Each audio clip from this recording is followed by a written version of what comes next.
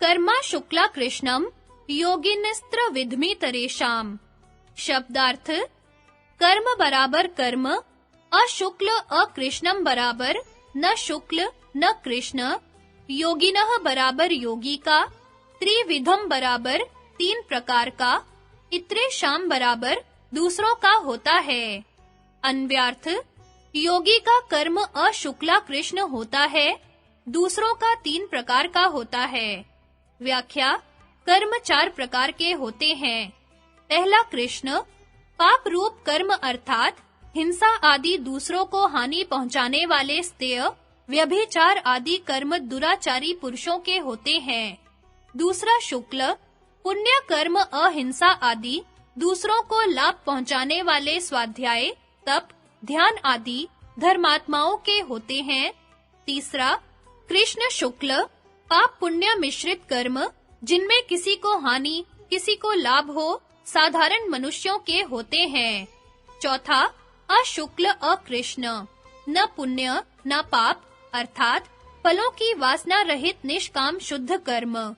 इनमें से योगियों के कर्म अशुक्ल अकृष्ण होते हैं, अर्थात न पुण्य वाले न पाप वाले। पाप कर्म तो वे कभी करते ही नहीं, क्योंकि वे उनके लिए सर्वदा त्याज्य हैं। इस कारण उनके कर्म अकृष्ण हैं। शुक्ल कर्मों को निष्काम भाव से फलों को त्याग कर करते हैं, इस कारण वे अशुक्ल होते हैं। साधारण मनुष्यों की तरह उनको कर्म में प्रवृत्त करने वाले अविद्या आदि कलेश नहीं होते, बल्कि वे अपने आप को तथा अपने सब कर्मों और उनके फलों को ईश्वर समर्पण करके केवल उसके आज्ञा पालन में अपना कर्तव्य समझते हुए करते हैं। इस कारण वे वासना रहित है। ब्रह्मण्याधाय कर्माणि संगम त्यक्त्वा करोति य लिप्यते न स पापेन पद्मपत्रमि वाम्भासा कायेन मनसा बुद्ध्या केवलैरिन्द्रियरपि योगिनः कर्म कुर्वन्ति संघ त्यक्त्वा मा शुद्ध्य।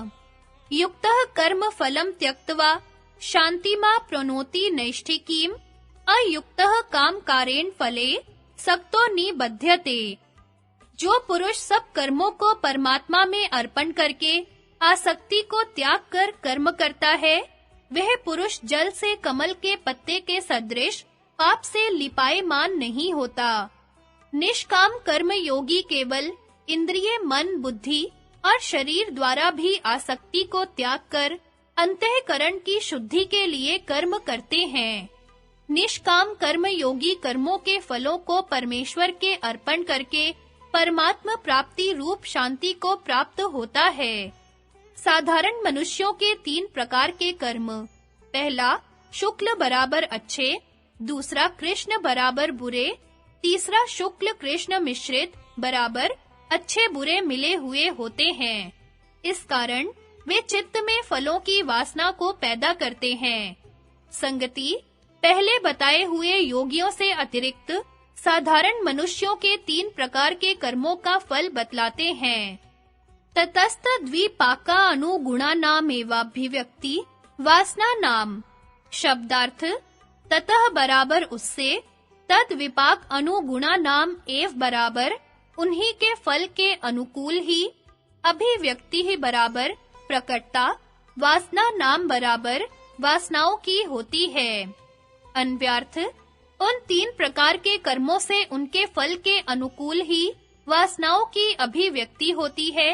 व्याख्या योगियों से अतिरिक्त सकामी पुरुष फलों की वासना से कर्म करते हैं। जैसे कर्म होते हैं, उनके फलों के अनुकूल गुणों वाली वासनाएं उत्पन्न होती हैं। उन वासनाओं से फिर वैसे ही कर्म और उनसे फिर उसी प्रकार की वासनाएं बनती हैं। वासनाएं चित्त में 2 प्रकार के संस्कार रूप से होती है, एक स्मृति मात्र फल वाली, दूसरी जाति आयु भोग फल वाली। जब कोई कर्म फल देता है, तो उसके फल के अनुकूल ही सारी वासनाएं प्रकट हो जाती हैं। उदाहरणार्थ, जब कर्मों का फल मनुष्य जन्म होता है, तो स्मृति फल वाली वासनाएं मनुष्य जाति, आयु और भोग वाली वासनाओं को जो जन्म जन्मांतरों से चित्त में दबी पड़ी हैं, जगा देती हैं। उससे भिन्न अन्य जाति, आयु और भोग वाली वासनाएं चित्त भूमि में दबी रहती हैं। इसी प्रकार यदि कर्मों का फल कोई पशु योनि हो, तो उस जाति, आयु और भोग वासनाओं की स्मृति फल वाली वासनाएं जगा देती हैं और वे अपना फल देने लगती हैं। संगति, वासनाएं सैकड़ों जन्म पूर्व की होती हैं और इनमें देश तथा समय का भी अत्यंत अंतर होता है। फिर एक जन्म को देने के लिए भिन्न-भिन्न जन्मों, देशों और कालों में चित्त में पड़ी हुई वासनाएं एक साथ किस प्रकार प्रकट हो सकती हैं? जाति, देश, काल, व्यवहिता नाम अप्यानंतर्यम स्मृति संस्कारयोर एक रूपत्वात्। शब्दार्थ: जाति, देश, काल, व्यवहिता नाम अपि बराबर जाति, देश और काल से व्यवधान वाली का भी अनंतर्यम बराबर व्यवधान नहीं होता है। स्मृति संस्कारयोः बराबर स्मृति और संस्कार के एक रूपत्वात् बराबर एक रूप होने से। अन्व्यार्थ: जाति, देश और कालकृत व्यवधान वाली वासनाओं का भी व्यवधान नहीं होता, क्योंकि स्मृति और संस्कार एक रूप होते हैं।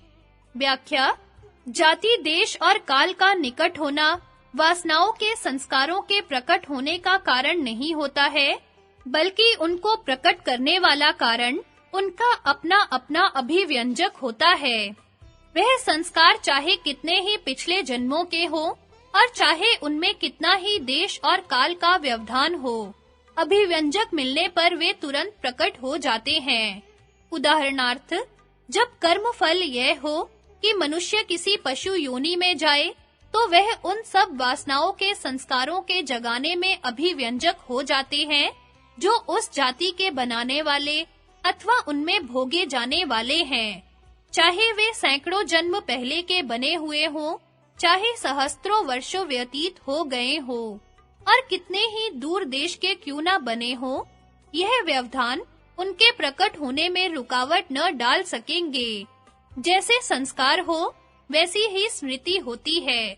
संगति: जब वासनाओं के अनुसार ही जन्म होता है और कर्मों के अनुसार वासनाएं, तो सबसे पहले जन्म देने वाली वासना कहाँ से आई?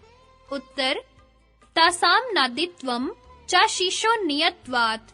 शब्दार्थ: तासाम बराबर उनको, अनादित्वम च बराबर अनादिता भी है, आशीषः बराबर आशीष के अपने कल्याण की इच्छा के, नित्यत्वात् बराबर नित्य होने से।